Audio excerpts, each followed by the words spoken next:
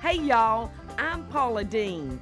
And you know, now that the weather is turning chilly, my thoughts are turning to food that's gonna just warm me to the bone. So today, I wanna share with y'all some of my favorite soup recipes. And you know, whenever you're making soup, there's a lot of slicing and dicing involved. So it's gonna be off for a visit with Bob at R&R Restaurant Supply, where he's gonna help me choose some great knives. And then I'm gonna head back to the kitchen where I'm gonna be fixing up the Lady & Son's vegetable beef soup. It's more than just a soup. I mean, it's a hearty, hearty meal. And then I'm gonna be making a buttery, rich corn chowder and a creamy squash soup that's perfect for any nippy night. And a bowl of soup just isn't complete without some bread. So I'm gonna be making up an easy yeast roll. They're just right to sop the bottom of that bowl. So y'all grab your biggest spoon, cause soup's on and you don't wanna miss a sip. Today's show is all about. It's all about soups. You know, I think my favorite time in the kitchen was maybe on kind of a rainy day. I would get to stay home and put a pot of my vegetable beef soup on. And I have to say those days are getting fewer and farther between. And do y'all remember me taking you to R&R here in Savannah? Well, I was eyeballing their knives while I was there. So while y'all are gone watching that day in R&R, I'm gonna start chopping the vegetables and hoping these knives have a superpower in them. Now, you know, I'd like to consider myself kind of one of those make-do cooks, but the one thing that I don't want to skimp on is my knives. When you go to buy a knife, you should invest in a good quality knife. Bob here at R&R Restaurant Supply is so helpful. He told me that one of the most important things to have in your drawer is a quality utility knife. They're so versatile. And also, he wanted to let you know that you can use a magnet or a pouch to store your knives in. That way they won't get damaged and you won't accidentally reach in a drawer and cut yourself. And I know that I'm gonna find these knives to be a huge help today while I'm slicing and dicing. There was superpowers in those knives. Look what I've been doing while y'all were gone. All right, now let's talk about meat for my vegetable beef soup. But I'll tell you the very best one is beef ribs. The marrow from the bones gives it the most phenomenal flavor. You can actually go to the grocery store and they'll have soup bones packaged. So I'm gonna dump these in our pot. All right, so I'm gonna wash that beef ribby stuff off my hands. And now I'm gonna measure up our water. It's real funny about this vegetable beef soup. I was in the kitchen at home one Saturday morning when my phone rang, and it was my brother Bubba. He said, I am so hungry for some vegetable beef soup. I said, honey bunny, you're in luck, because you won't believe it, but I just finished formulating the recipe for the cookbook. So he was thrilled to death. All right, I'm gonna throw in a can of tomatoes. I'm gonna throw in my onions and my celery. Now we're gonna start adding our flavorings. I'm gonna add a tablespoon of house seasoning, a tablespoon of a quality seasoning salt. I love the combination of the flavors of salt. All right, we're gonna add a tablespoon of Worcestershire. All right, so I'm gonna put a little pepper. Now here are all my seasonings.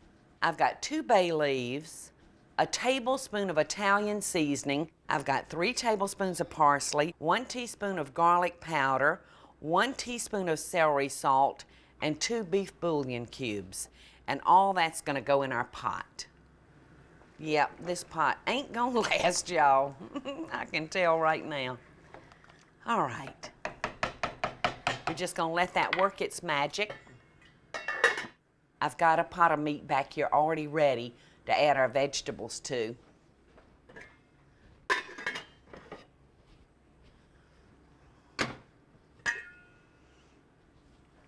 All right, you can see how the meat has just cooked away from the bone and some of the meat has fallen off. All right, I'm just digging out all these bones. All right, I'm gonna slide this pot to the side. And I'll finish cooking it on the back eye because I don't want to miss a speck of those short ribs. Now it's time to start adding our vegetables. Now I'm going to throw in our carrots. All right, and I'm going to drain these potatoes. Throw those in. The butter beans. I don't know where this came from, but I just love elbow macaronis in my soup. All right, now I'm going to add my okra. I'm going to add my whole kernel corn and my black-eyed peas and some green beans. And these are canned green beans. I don't know why, but they just don't seem to freeze well. All right, now I'm just going to put the lid on this pot. And we may have a first here, y'all. I may not have to change pots. I've got to take a quick break, and while I'm gone, I'm going to be cutting up our meat for our pot, and I'm going to be cooking up Chef Jack's corn chowder. So if you like corn, you're going to love this recipe. And I'll see y'all back in a few minutes.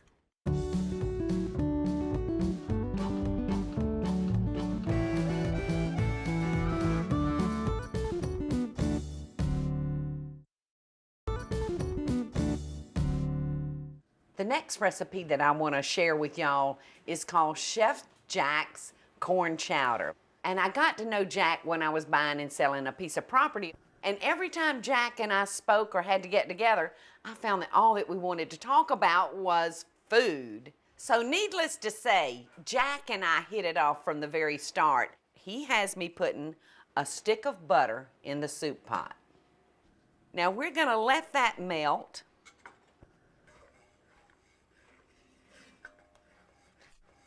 All right, our butter's melted, so I'm going to throw in our small diced onion and our rib of celery and 1 diced carrot. We've got some good flavors getting started in all that rich butter early on, and can't make this without some fresh diced garlic. So I'm going to let that go right there and do its own thing. All right, to this pot, I'm going to add 3 cups of chicken stock. Always try to use fresh if you can. Now, I'm using 3 cups of whole kernel corn. You could use the fresh frozen niblets, or you could cut it off the cob yourself. So we're just going to put this in the pot, let this heat back up. So let's move back to that pot of vegetable soup that I was working on earlier. Oh, and look, it's just a boiling. All right, now to finish this off, take our meat, gently add it back to our pot, let this heat back up, and you can see it looked like I had a great big pile of meat, but that's when I had all the bones and everything. So when I've done that, there's one last thing that I like to do to my soup. I always like to dump some fresh parsley in my soup right before I serve it. And that just gives it that beautiful, vibrant color. I think we've got a perfect pot of soup. All right, now we're going to be tasting this in a minute, but right now I've got to go back to Jack's chowder because it looks like our carrots and onions are just perfect. Now we're going to toss in a 1/2 cup of flour, and we're going to make a roux. We're going to cook this until this is just a light golden brown. Doesn't that look good? All right, now you'll want to keep your spoon in this roux because if it burns, then you've got to start all over. Hope I don't mess it up. All right, now I'm going to slowly pour my chicken stock and my corn into our roux. Okay, we've got that mixed up, so in goes all the corn. All right, now we're ready to finish up Jack's chowder. Now I've got 2 cups of 1/2 and 1/2 here. So I had heated it up earlier, and we're gonna pour that in to our chowder.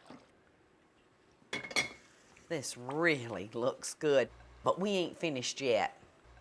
Jack told me to take that last stick of butter and cut it up and drop it into that chowder. And I always do what I'm told. Now, I did notice that Jack had no seasonings. So I'm gonna put a little black pepper in it. And I'm gonna cut this down on low. I'm just gonna kind of stir in that butter. I don't believe you can say that Jack don't know jack about chowder. I think he's got the number to it. I'm gonna dip me up a bowl of this beautiful chowder. Doesn't that look just delicious? And then Jack told me to just grate a little fresh nutmeg on top of it. And he told me to garnish it with a little thyme. And I have to tell you, I got the time to eat this chowder. That's what I got. I've got to dig into this soup.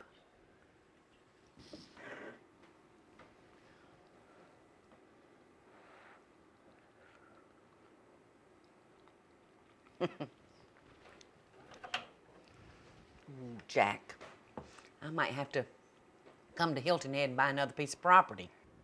If y'all don't mind, I need a couple of private moments with just me and my chowder. So I'll see y'all back here in a couple of minutes, and we'll be making some yeast rolls and making some squash soup.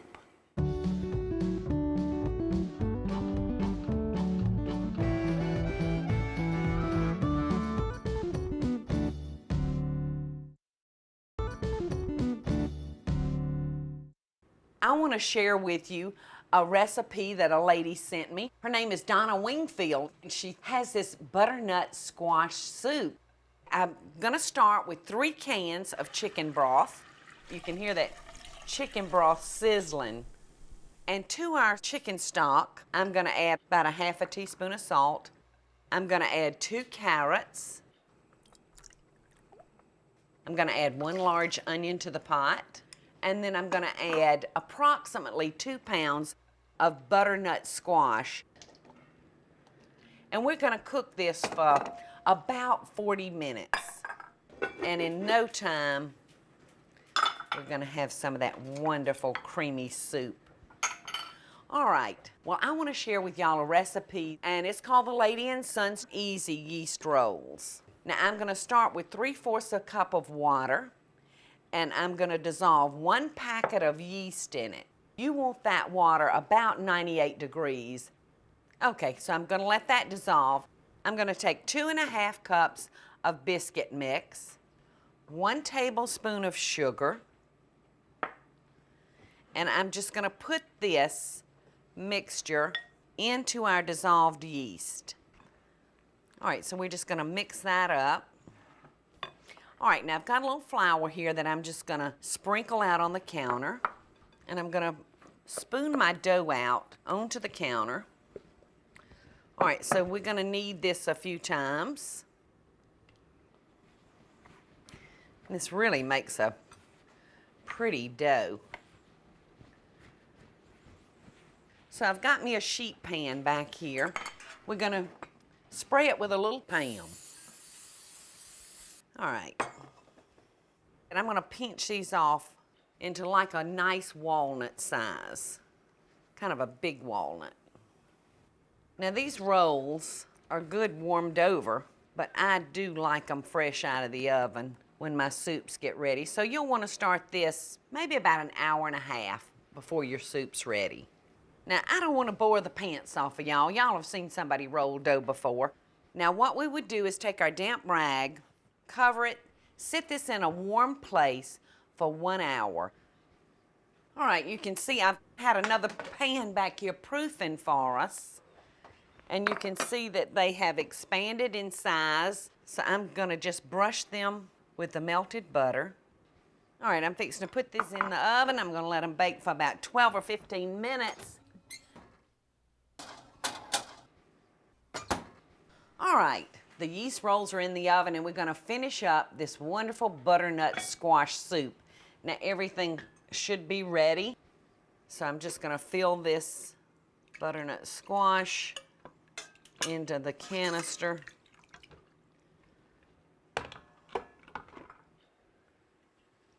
I'm gonna add a little of the juice in it. All right, because this is still warm, I'm gonna crack the lid on my cover just a little bit. And all our vegetables were so tender, you can see it didn't take but a second. All right, now we're gonna put these back over into our measuring cup. And then when we get all of this done, we're gonna return it to our pot and bring the temperature back up. Be the last one for us. So we're just gonna dump that in there. All right, now I know that y'all are thinking, Paula, where's the butter? Where's the butter? Here's the butter, y'all. On this last mixing, I'm gonna blend in 2 tablespoons of butter.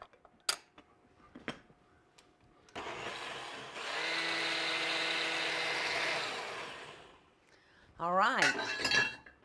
It's ready now to pour everything back into our soup pot. Doesn't that look? Okay, now to this I'm gonna add my heavy cream. Can't hardly wait to taste it.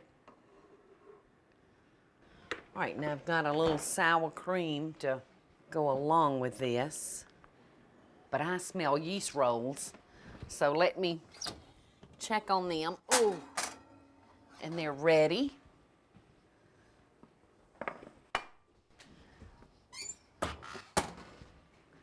I've got a plan for one of those, so y'all don't go anywhere. But first I want to taste Donna's butternut squash soup.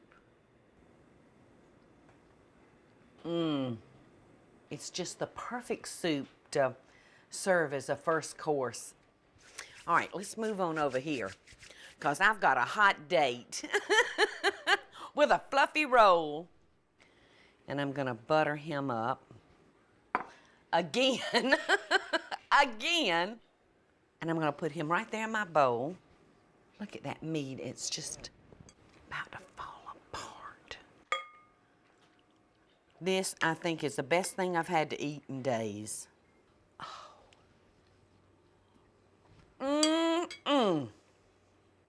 You know, I think there's only one more thing before I commence to eating all my soups.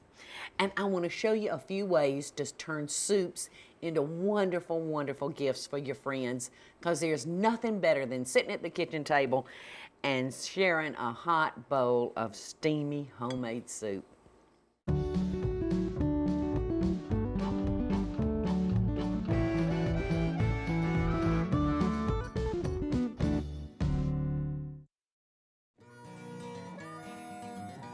For today's tips, I've got some neat ideas for you. If you've got somebody that you're wanting to welcome into the neighborhood, or you've got a sick friend, or if you've just got a friend that's maybe had some bad news, I want to share with you a way that you can really perk them up. And it's so simple and easy. I love taking little mason jars and filling them up with different ingredients. Like this one is black bean soup. Now, I just took a piece of cardboard paper, put the name of the soup that this is gonna make, and gave them instructions as to how to do it. And for those that are maybe not up to cooking their own soup, if they've just returned from a visit at the hospital, you can already make the soup like I've done with our vegetable soup today. And this wonderful butternut squash soup is gonna be beautiful in this mason jar, and it's gonna be ready for them to eat. All you do is seal it up, cover it with a piece of scrap cloth that you've got, tie it up with a ribbon, and you can really perk up somebody's day. When you walk in the door and say, "It's soup." I don't know if y'all are like me, but I love making soup because you can express yourself artistically. It's the one dish that you can add ingredients to or take away to suit just your palate. And I have to say, these 3 soups sitting in here in front of me today has suited my palate perfectly. My hearty vegetable beef soup you can't beat on a cool day, or this yummy, yummy tart butternut squash soup, or Chef Jack's buttery sweet corn chowder. And you dip one of these easy yeast rolls in it, it can make a bad day good. So until next time, America, as always, I want to send y'all love and best dishes from my soup pot to yours.